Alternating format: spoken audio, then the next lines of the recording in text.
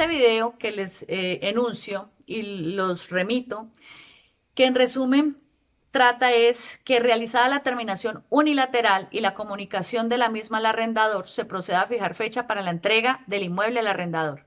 El día de la entrega, contar con 2 testigos para que den fe de los acontecimientos. Incumplida la asistencia del arrendador a la entrega, proceder a levantar el acta de entrega del estado del inmueble con los 2 testigos y con soporte fílmico y fotográfico y la realización de la entrega de las llaves del material probatorio en las instalaciones del arrendador, quien al negarse a recibirlo, solo le deja la opción al arrendatario del envío por correo certificado y así se constituye la prueba de la comunicación de la terminación del contrato, el deseo de entrega del inmueble, lo cual implica la buena fe contractual del arrendatario. Se constituye prueba de la mala fe del arrendador al negarse a recibir y en consecuencia no es abandono si opera comunicación de entrega al arrendador. Constituye prueba del abuso del derecho del arrendador y ya les hablé de algunos casos prácticos y se constituye por último prueba del estado en que se entrega el inmueble. ¿Cómo puede hacerlo el arrendatario, la entrega del inmueble, cuando ya hay acceso a la administración de justicia? Bien sea los jueces o la Secretaría del Hábitat o la Secretaría de Convivencia Ciudadana. Los pasos para la entrega cuando hay acceso a la Administración de Justicia es, realizada la terminación unilateral del contrato y la comunicación de la misma al arrendador, proceder a fijar fecha para la entrega al arrendador. El día de la entrega, contar con 2 testigos para que den fe de los acontecimientos. Incumplida la asistencia del arrendador a la entrega, proceder a levantar el acta de entrega del estado del inmueble con 2 testigos y con soporte fílmico y fotográfico y realizar comunicación a la Secretaría del Hábitat para la diligencia de entrega del inmueble. En su defecto, acudir al proceso de restitución de bien inmueble arrendado para que opere la entrega judicial, en donde se exhibirá el material probatorio que prueba que el arrendador se negó a recibir, la comunicación de la terminación del contrato y el deseo de entrega del inmueble, lo cual implica la buena fe contractual del arrendatario. Se constituye la prueba de la mala fe del arrendador al negarse a recibir y en consecuencia se constituye la prueba del estado en que se dejó el inmueble para realizar la entrega del mismo. Probada la mala fe del arrendador, podrá demandarlo el arrendatario por los daños y perjuicios morales y materiales al haber actuado con mala fe contractual, así como incurriendo en abuso del derecho. Bueno, el siguiente interrogante que nos propusimos solventar al inicio de este estudio fue cuál es el deber ser de los procedimientos de las inmobiliarias en estos casos y los remití a un video que habla de recomendaciones que hago para las inmobiliarias. Entonces, aquí, primero, buscar acuerdos para lograr mantener la relación contractual y el ingreso para el propietario. Hacer acuerdos que cobijen vigencias futuras y tengan penalidad por incumplimiento, así como condiciones para su aplicación. ¿Cómo es posible que estén realizando acuerdos con los arrendatarios donde no contienen las vigencias futuras? Si es que no sabemos cuánto va a durar esto, ¿cómo solo va a hacer acuerdos por 2 meses cuando usted no sabe si se le va a atrasar en septiembre? Tiene que cubrirlo en el acuerdo y tener una penalidad por incumplimiento del acuerdo, porque si no tiene dientes el acuerdo, pues el acuerdo no le sirve de nada. Y también tiene que colocar los condicionamientos. Si la condición es que va a terminar la vigencia del contrato, si la condición es que no se puede adherir a X o Y cosa, hay que colocarlo en el acuerdo. Fallidos los acuerdos, porque puede pasar que no se llegue a ningún acuerdo, reportar el caso ahora sí a la aseguradora, quien deberá tomar las determinaciones en el caso. Seguramente no va a pagar el siniestro, algunas otras lo pagarán.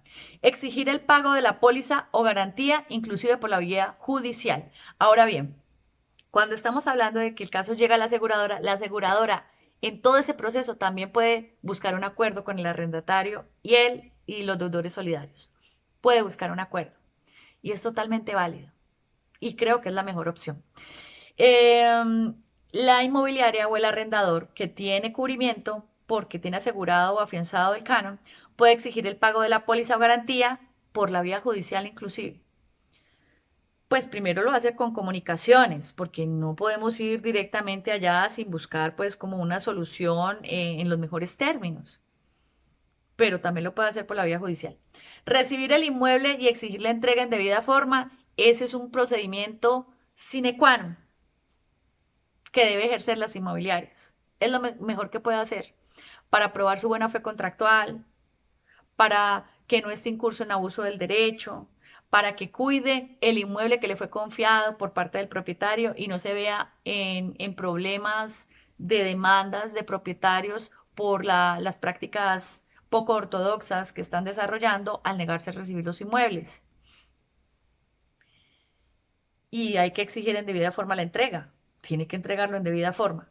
Poner en renta el inmueble inmediatamente para evitarle mayor perjuicio al arrendatario, al propietario. Por supuesto, usted una vez recibe el inmueble, lo mejor que puede hacer es ponerlo en renta inmediato. ¿Por qué? Si bien es cierto, Pepe no puede pagar, Juan de pronto sí puede. Y hay algún Juan en el planeta, en la ciudad, en la localidad donde usted se encuentra, que está dispuesto a pagar ese canon o un canon de pronto más ajustado a las circunstancias. Hay que ver el mercado ahora cómo está, hacerle el análisis mercado comparativo que corresponda para saber si ha bajado, si está igual, pero va a llegar alguien que sí lo va a poder asumir. Y así le evita más perjuicios al propietario. Y otro deber ser, y es facultativo de las inmobiliarias o de los arrendadores como tal, es demandar ejecutivamente, si así lo considera el arrendatario, por los saldos pendientes. ¿Por qué? Porque es que el proceso de restitución de bien inmueble arrendado implica que el arrendatario ostente la tenencia del inmueble, pero si ya lo entregó, entonces lo que procede es la vía ejecutiva para cobrarle, si usted considera que de todas formas es derechoso a que le pague sanción penal, cánones de arrendamiento. Vea, yo le digo sinceramente, las personas que más nos beneficiamos en un conflicto jurídico es pues nosotros los abogados, porque nos tienen que pagar honorarios, ganemos o perdamos. Es decir, que a quienes menos les conviene un conflicto jurídico, a las partes, así sea inmobiliaria y así es aseguradora. Y más en una situación como esta, porque estamos hablando que para la aseguradora y para la inmobiliaria es masivo. Bueno, entonces, así las cosas, una vez opera la entrega del inmueble, lo procedente es el proceso ejecutivo, como les acabo de decir, para el cobro de las obligaciones que el arrendador considere que le debe el arrendatario y aquí el arrendatario no necesita pagar ningún canon a órdenes del juzgado para ejercer el derecho a la defensa. Eso pues hay que tenerlo súper claro. ¿Qué papel juegan las aseguradoras y afianzadoras en estos casos? Ellas son garantes del pago del canon de arrendamiento y su cubrimiento es precisamente los riesgos de carácter extraordinario. Entonces, negarse al pago, que porque están en una fuerza mayor, no tiene ningún soporte. Son la parte más fuerte a nivel contractual, la posición más dominante la tienen las aseguradoras de todas las relaciones contractuales que hemos desarrollado en este escenario. Y también se les puede probar la mala fe contractual y por lo tanto también son susceptibles de demandas de responsabilidad civil por parte de la inmobiliaria y del propietario. También han incurrido en sus cobros en abusos del derecho con los arrendatarios y pueden también ser demandados por los arrendatarios que se sienten y tienen pruebas, han constituido la prueba de esos abusos durante los procesos de cobro. Conclusiones.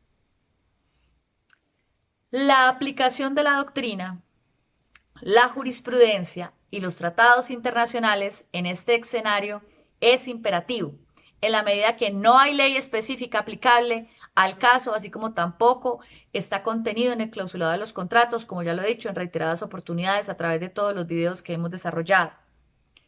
La búsqueda de acuerdos es el mejor escenario para todas las partes, en el entendido que para el caso del arrendatario, un conflicto jurídico compone un escenario de tensión al que no está acostumbrado. Cuando yo les digo que es el mejor escenario para todas las partes e incluyo el arrendatario, no es porque el arrendatario no tenga todas las posibilidades de ganar. Bueno, no digo todas porque es que realmente el resultado del proceso solo Dios lo sabe. Y decir a un abogado, yo voy a ganar o voy a perder y voy a la fija, es una gran mentira, porque uno no sabe finalmente qué posición va a adoptar un juez. Pero con los argumentos que les he estado desarrollando, ustedes pueden ya tener una noción de qué suelo están pisando. Así que no crean que es un suelo súper plano y directo al éxito. Es una arena movediza donde seguramente se van a hundir. Entonces, eh, hablo de que para el arrendatario también es un buen escenario el acuerdo. ¿Por qué? ¿Usted cree que un arrendatario que se encuentra replanteándose su proyecto de vida quiere un proceso judicial? Un arrendatario que no sabe cómo se va a levantar la comida para él y su familia, ¿va a querer un proceso judicial? Y es que a él no se puede representar solo, necesita un abogado para que exprese todo lo que yo he expresado. Entonces un arrendatario no quiere un conflicto jurídico, pero tampoco abusemos, no abusemos de los arrendatarios, por favor. Entonces, en el entendido que para el caso del arrendatario un conflicto jurídico compone un escenario de tensión al que no está acostumbrado, En cambio, de pronto las aseguradoras sí, pues ese es su día a día, las inmobiliarias también, y eso que no todas. Y eso aumenta el nivel de la carga emocional en un tiempo de pandemia mundial como en el que estamos, en el entendido que para las inmobiliarias el recaudo de carteras es muy importante, es vital, máximo cuando no sabemos cuánto se va a postergar esta situación en el tiempo.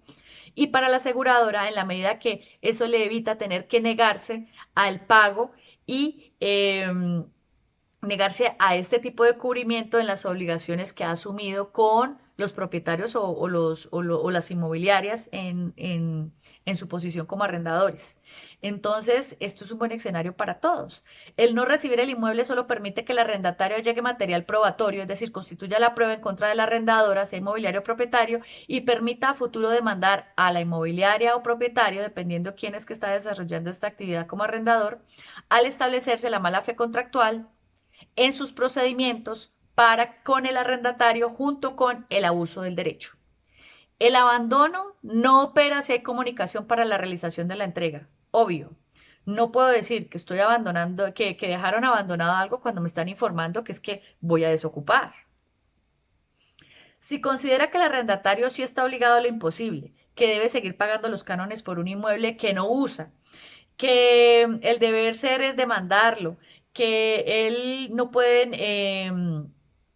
negarse a recibir el inmueble ya que esta conducta, aparte de lo enunciado, puede generarle perjuicios a su cliente. Entonces, aquí lo que puedo decir es, si usted considera que de todas formas él debe pagar los cánones, debe pagar la sanción penal, él debe continuar en el inmueble, pero él insiste en la entrega, usted lo mejor que puede hacer es recibirle el inmueble y ya después lo demanda. Lo demanda por los cánones, por la sanción penal, si usted considera definitivamente que él con todo lo que hemos visto, de todas formas está obligado a. Y aquí esto es posible. ¿Por qué? Porque yo tengo casos de arrendatarios que inclusive puede hablarse de que tienen una posición dominante en la medida que ellos imponen a veces las condiciones de los contratos de arrendamiento porque son grandes empresas, grandes contribuyentes y estamos hablando de empresas de telecomunicaciones o son supermercados o son droguerías, grandes superficies que están en un momento donde es el auge de los productos y servicios que están vendiendo.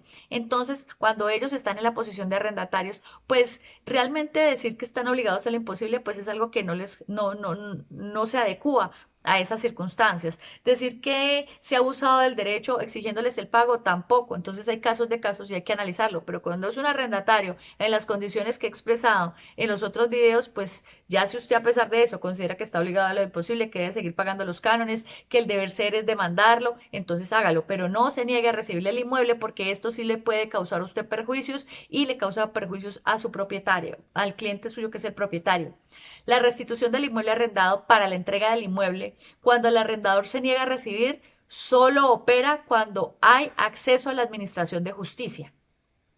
Y el arrendatario no está obligado a permanecer en su custodia durante la vigencia de un contrato cuya prestación fundamental ha sido frustrada de manera indefinida, ya que nadie tiene una fecha cierta para saber cuándo va a finalizar el periodo de la pandemia o del aislamiento preventivo obligatorio. Por lo tanto, el arrendatario no está obligado a lo imposible y querer someterlo a eso con engaños, porque le dilatan la cita para recibirle el inmueble para que se sigan causando las vigencias, y de eso hay soportes, porque pues es que la prueba la tiene que constituir el arrendatario.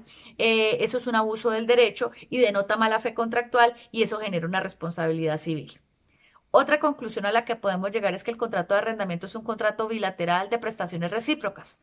Así las cosas, la frustración de una de ellas faculta a la parte que sufre la prestación, la frustración de la prestación esencial para dar por terminado el contrato de forma unilateral. Otra conclusión, el artículo 2008 del Código Civil habla de la destrucción de la cosa arrendada, que esto les dije que lo íbamos a desarrollar más adelante, este es el momento. Y doctrinalmente ha desarrollado el concepto que la destrucción puede ser de carácter funcional, no solo física. De tal suerte que cuando el Código Civil nos dice que para terminar unilateralmente el contrato por destrucción de la cosa, no solamente nos dice la doctrina y la jurisprudencia que se refiere únicamente al carácter funcional, también físico, también se refiere al carácter funcional. Es decir, si realmente no puede usar el inmueble, es como si se hubiese destruido. Se pierde la simetría contractual al frustrarse una prestación esencial de este tipo de contratos bilaterales de prestaciones recíprocas.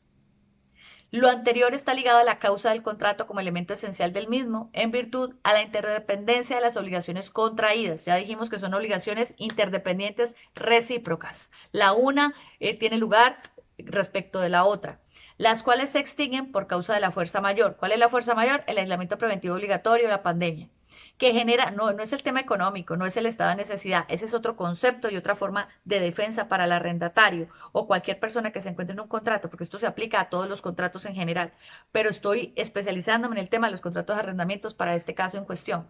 Entonces, aquí la fuerza mayor es el tema de no poder usar el inmueble. ¿Por qué? Porque hay un decreto que le dice al comerciante y que le dice, sobre todo al comerciante, que no puede hacer uso para determinadas actividades económicas y para otras tiene excepciones, pero con limitantes. Entonces, esta fuerza mayor genera una imposibilidad absoluta. ¿Y por qué hablamos de absoluta cuando estamos hablando que hay restricciones? Es decir, que hay una posibilidad mediana. Porque lo absoluto tiene que ver en el sentido de que ha operado aislamiento preventivo obligatorio de carácter completo, es decir, sin excepciones.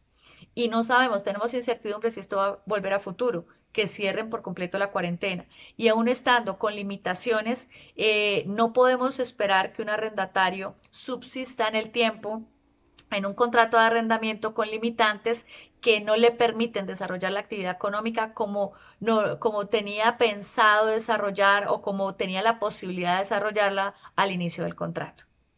Bueno, para el cumplimiento de la obligación del pago y en el caso analizado desde la óptica de la frustración de la prestación esencial, esa fuerza mayor genera una imposibilidad absoluta para realizar el uso del inmueble tal y como se pactó inicialmente, generando bien la posibilidad de un reajuste del canon a la luz del artículo del Código de Comercio que habla al respecto, o en su defecto la terminación unilateral del contrato por falta del elemento esencial para su existencia, que es la causa.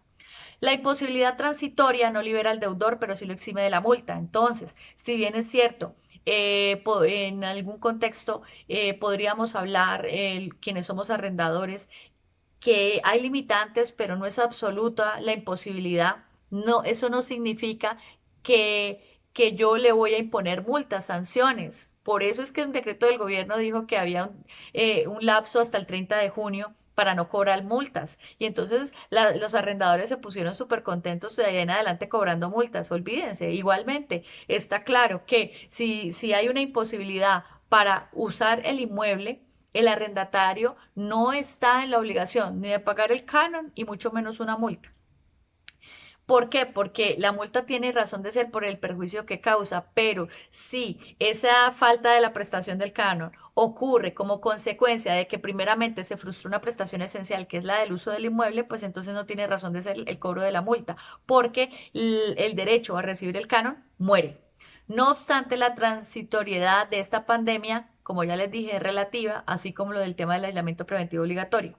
La buena fe contractual es un deber constitucional, que eso ya lo vimos, pero lo tenemos aquí a manera de conclusión, que se ha de ejecutar durante todo el contrato.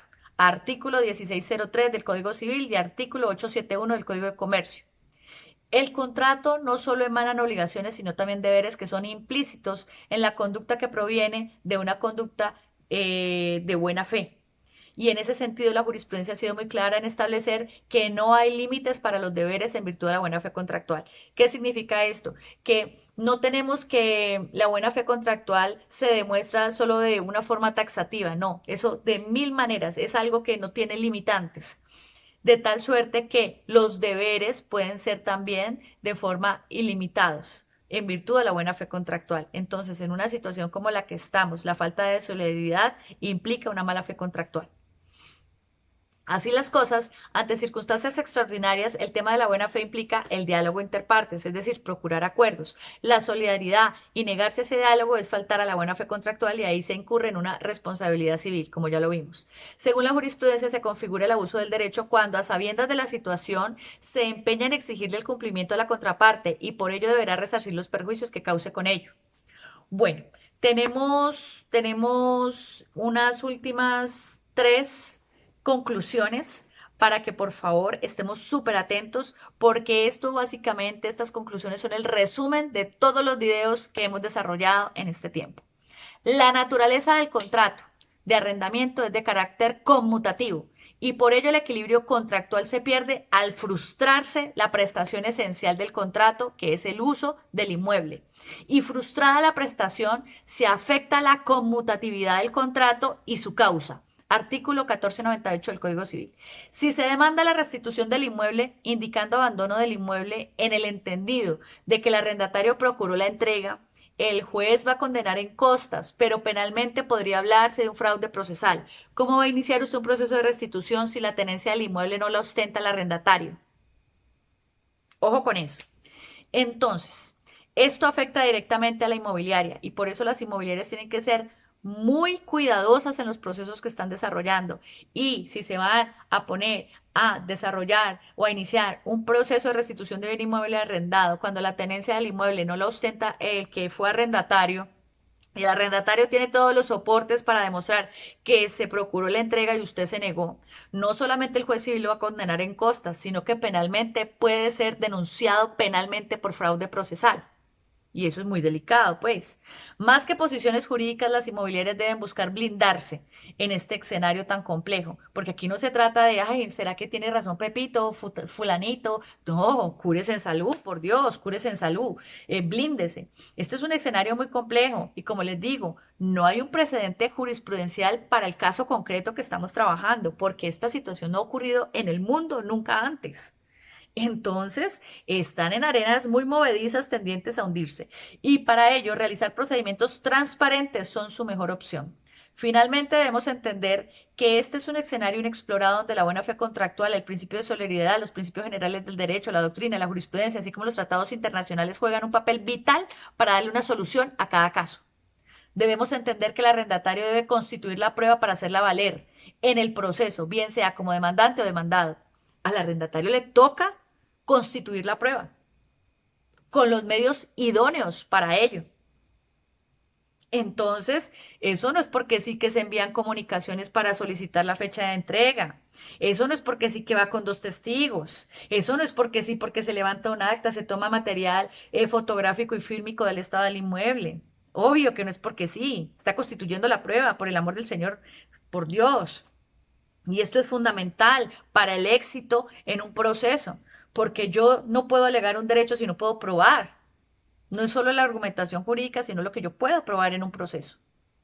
Entonces, volviendo a las conclusiones, tenemos que es necesario que para que el arrendatario pueda alegar la mala fe contractual, la falta de solidaridad, los daños y perjuicios, que procedió a la entrega del inmueble, que nunca lo abandonó, para poder probar que fue víctima del abuso del derecho del arrendador, tiene que constituir la prueba.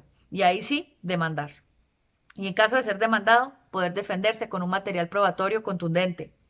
Debemos entender que nunca habíamos tenido tanto tiempo sin acceso a la administración de justicia, ni siquiera cuando han hecho paros judiciales, pues. Y en ese escenario igualmente nadie está obligado a lo imposible. No obstante, aperturado a los juzgados, igual opera la terminación unilateral del contrato conforme lo que ya hemos analizado. Mas la entrega en sí deberá realizarse por la vía judicial en caso de renuencia del arrendador a recibir, o por medio de la Secretaría del Hábitat o por medio de la Secretaría de Convivencia Ciudadana que ejercen estas actuaciones administrativas para dirimir estos conflictos en materia de arrendamientos, en materia inmobiliaria.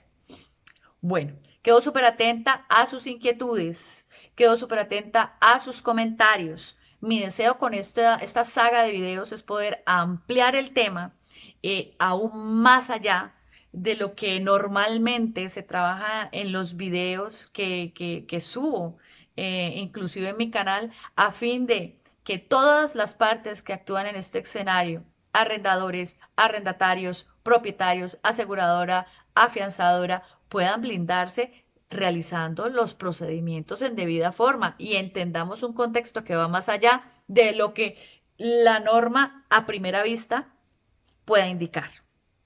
Y para casos concretos, como el que hemos venido trabajando acerca de cómo operar la entrega cuando el arrendador se niega a recibir y los juzgados están cerrados, no hay norma alguna. Por lo tanto, es necesario hacer todo el análisis y el esbozo que hemos realizado dentro de estos videos, dentro de esta saga de videos. Entonces, mi deseo es que podamos conectar en estos espacios para retroalimentarnos. Créanme que lo hago con todo el amor y con todo el respeto por los conceptos jurídicos que tienen mis otros colegas. También respeto mucho la manera en que desarrollan su profesión. Tengo mis reparos con ciertas situaciones que se han presentado, las cuales les manifesté, obviamente de una forma muy respetuosa, porque cada quien actúa desde el lugar y la posición que tiene como profesional en derecho. Entonces, en ese orden de ideas, me despido. Recuerden mucho suscribirse al canal, activar la campanita de notificaciones, compartir esta información con otras personas, porque seguramente va a ser de mucha utilidad. Ayuden a alguien más compartiendo esta información. Bendiciones mil. Chao, chao.